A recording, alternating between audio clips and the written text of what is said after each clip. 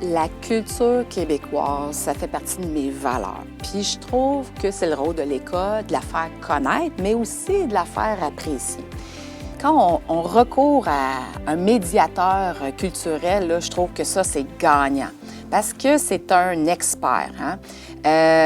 C'est un expert qui apporte un éclairage différent sur notre discipline.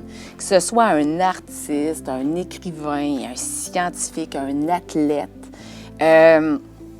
Vraiment, là, il amène les élèves à réfléchir autrement, à créer. Il sollicite beaucoup ça chez nos jeunes.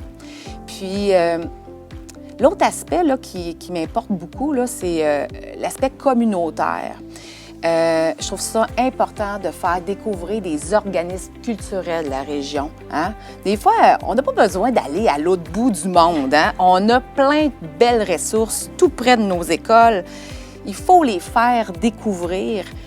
Puis, moi, le consommer local, d'apprécier la culture de chez nous, moi, je trouve que c'est dynamiser vraiment la vie de notre communauté. Puis ça rend vraiment les apprentissages significatifs pour les élèves. Puis souvent, moi, je dis à mes collègues, c'est important de préparer cette venue-là d'artistes, d'auteurs, d'illustrateurs, ou de préparer cette sortie culturelle-là parce que ça va rendre encore ça plus concret pour les enfants. Tu sais, il y a des enfants pour qui ça va être la première fois, tu sais, nous, surtout avec les petits, c'est la première fois qu'ils vont au théâtre, c'est la première fois qu'ils vont au musée. Bien, comment on se comporte dans une salle de spectacle? Là, c'est pas comme quand tu es devant un écran de télé, là, les artistes, ils t'entendent. Fait que, tu sais, tout cet aspect-là, ça leur permet aussi de voir, OK, là, en tant que spectateur, j'ai quand même des choses aussi à respecter pour respecter l'artiste. Même chose quand on va au musée, on respecte les objets qui sont là, je vais voir différentes choses. Puis souvent, quand on fait venir des artistes ou des organismes, on prépare toujours des questions à poser aussi à la personne qui est là parce que ça enrichit les discussions. Puis, tu sais, souvent, des fois, il y a des enseignants qui me disaient « Bien, ça va-tu voler des punchs de l'animation? » Non, au contraire.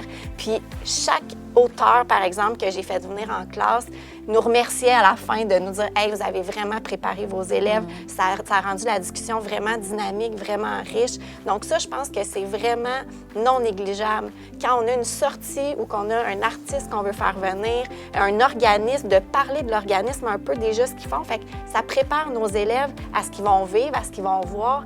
Puis ensuite, quand c'est terminé, de faire un retour aussi avec eux sur l'expérience qu'ils ont vécue, que ce soit le lendemain, que ce soit la semaine suivante. Pas toujours nécessairement rattacher un gros projet avec ça, mais de poursuivre la discussion pour que ça se prolonge dans le temps puis dans leur mémoire, finalement. Comme nous, au secondaire, parfois, ça peut être le prof de mathématiques qui accompagne à une pièce de théâtre. Hein? Mais c'est de dire, même s'il n'y a pas de lien concret avec ta discipline, on est tous des adultes qui consommons de la culture, donc on peut échanger sur notre appréciation de l'expérience. On n'a pas aimé, mais pourquoi? Qu'est-ce qui s'est bien passé? Qu'est-ce qui s'est moins bien passé? Je pense qu'on a ce rôle-là à jouer comme éducateur pour vraiment faire rayonner ces médiateurs culturels-là qui vraiment sont des passionnés, là, puis qui veulent juste nous faire découvrir l'art ou la culture, là, vraiment. Tu sais, ça vient renforcer notre lien avec nos élèves aussi. Vraiment. Parce que ça nous permet d'échanger sur peut-être autre chose que ce qu'on a l'habitude de faire avec eux en classe. Puis même les enseignants, nous aussi, après, des fois, si je sais pas moi, les TES sont venus accompagner aussi, tu sais, même la discussion se poursuit dans nos salles de profs, puis tout ça. Fait que, tu sais, je pense que c'est même pas juste avec nos élèves, c'est vraiment avec l'ensemble de notre équipe école, tu sais, qu'on est capable de continuer à discuter après avoir vécu cette expérience-là nouvelle. Là, ouais. Moi, je le sais en 5e secondaire. Je sais qu'en 3e secondaire, ils ont vu David Goudreau. Donc, j'y réfère. Hein. Vous vous rappelez, hein? Il y a un artiste que vous avez vu qui avait parlé de tel truc. De qui je parle? Et là, ça émerge. Donc, on peut faire des liens facilement en classe. Parfois, comme tu le disais, ça se passe peut-être pas au moment même, le lendemain. Mais ça se peut se passer à long terme. Là. Donc, c'est de faire réveiller ça en eux. Puis, je trouve ça vraiment... c'est un plus hein, dans notre enseignement. Effectivement.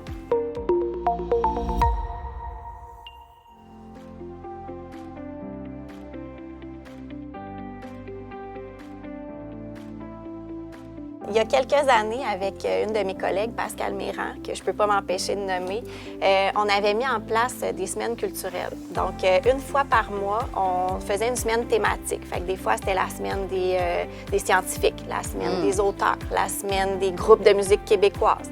On a même fait la semaine des athlètes, mais paralympiques. Donc, l'idée, on a même fait la semaine des métiers inusités. Donc, l'idée, c'était vraiment de faire découvrir pendant une semaine 5 personnalités. Puis, on avait fait un tableau avec des cadres, mais avec des points d'interrogation. Donc, à chaque jour, on dévoilait une personnalité, puis on la présentait à nos groupes d'élèves. Des fois, on montrait un PowerPoint avec ça. On avait des petites vidéos qu'on avait aussi. Si c'était un auteur, on avait des livres. Puis le summum, c'est quand on était capable d'inviter un des auteurs, disons, ou un des artistes dans la semaine à venir présenter réellement tout son contenu. Puis à la fin de la semaine, les élèves votaient pour la personne qui avait trouvé la plus inspirante dans la semaine. Donc, de cette façon-là, nous, on avait la prétention de dire qu'on semait des graines, on semait des passions. Peut-être qu'il y a des élèves qui se disaient « Hey, mais moi aussi, je veux faire ça comme cet artiste-là. Hey, moi, je veux faire les expériences que ce scientifique-là il a fait. » Donc, nous, ça a vraiment été un projet qui a été rassembleur parce que c'était toute l'école qui participait. Puis, à la fin de la semaine, on nommait les 3 premières positions des personnes qui avaient été les plus inspirantes. Donc, ça, c'est vraiment un beau projet là, qu'on avait mis en place. Oui, puis ils vont s'en rappeler longtemps. Ils vont s'en rappeler, c'est sûr. Moi, cet hiver, j'ai fait lire un récit autobiographique où l'autrice est une Québécoise d'origine chilienne. Puis, à un moment donné, dans le roman, les élèves découvrent que l'autrice, elle s'interroge sur ses origines familiales, puis elle fait vraiment des découvertes là, bouleversantes. Okay?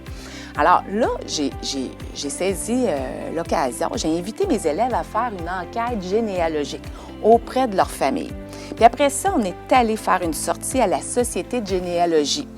C'est un organisme là, qui est entièrement géré par des bénévoles, souvent des retraités de longue date. Tu me suis? Alors là, quand ils se sont retrouvés là, la plupart de mes élèves, là, ils ont pu retracer des ancêtres là, jusqu'à l'arrivée là, ici en Nouvelle-France. Là. Ils étaient vraiment impressionnés. Suite à ça, j'ai fait un sondage auprès de mes élèves, mais aussi auprès de leurs parents, pour voir si ça s'était parlé. Et là, j'ai vu que ça avait laissé vraiment... Ça avait vraiment pas laissé personne indifférent. Ça avait généré des discussions dans la famille, même la famille élargie. Puis moi, là, ma fierté, j'en étais émue, c'était de voir le regard admiratif de mes élèves qu'ils posaient sur les aînés, là, qui leur donnaient accès à leur trésor là, de leur patrimoine familial. Donc, si je résume, là, vraiment, là, la culture, là, ça nous grandit souvent sur le plan humain.